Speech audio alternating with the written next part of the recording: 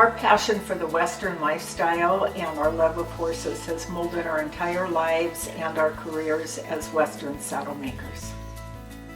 In the last 40 years, these four hands have built over 1,000 saddles. I always loved horses, and I put myself through art school at UCLA doing leather work. Then, when I was 24 years old, I apprenticed a saddle maker up in Oregon, and that was 1974 when it was still a man's world. But I was very fortunate because the first saddle I ever built, I knew I was in love, and it was all I ever wanted to do. As a wilderness biologist, I did all my work on horseback, and I also loved riding. I eventually met Lisa in her saddle shop, and together we've become a saddle making team. The American saddle is a true iconic art form.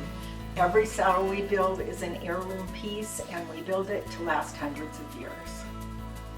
But in addition to being a riding saddle, many of ours are also placed in museums and as pieces of art. So our last honor was when the Booth Western Art Museum, a subsidiary of the Smithsonian, placed one of our saddles in their sculpture garden. Our process starts with Lisa designing each and every saddle. She draws patterns, and then she takes a special knife and carves the patterns into the leather. And then after hours of texturing and painting, this becomes a permanent part of the finished saddle. Every piece of the saddle we carefully hand cut, and then we sculpt the saddle from the ground up. It takes the equivalent of an entire cowhide to build one saddle. Lauren is famous for his 8-strand edge braiding, which he either braids in leather or he braids in silver. And a lot of the tools that he still uses are actually passed down from his great-great-grandfather's harness shop. After the construction of the saddle, we lay on layers and layers of colored oil to give a rich tone to the finished product. And then we oftentimes commission Navajo jewelers for the silver work to finish the saddle up. Each saddle that we build takes between 100 hours and 600 hours.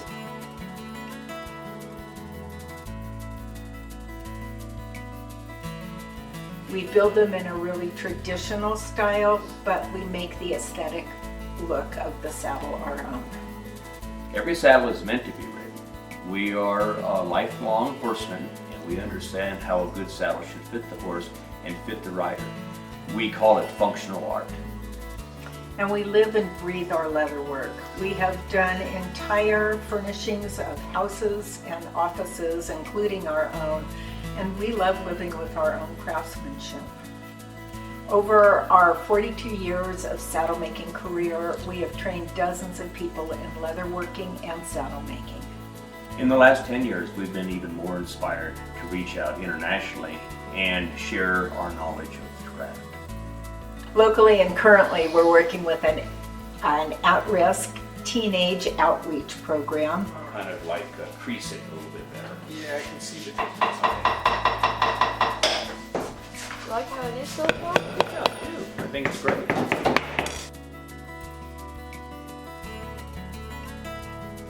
We have an ongoing project with the Colorado prison system.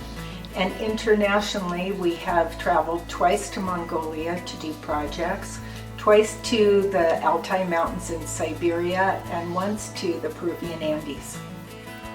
We refer to these international travels as cowboy détente. The horse cultures around the world are hungry for the American cowboy techniques, tools, and traditions. In this day and age, Western saddle making is actually a dying art, and we really hope to help this American tradition live on.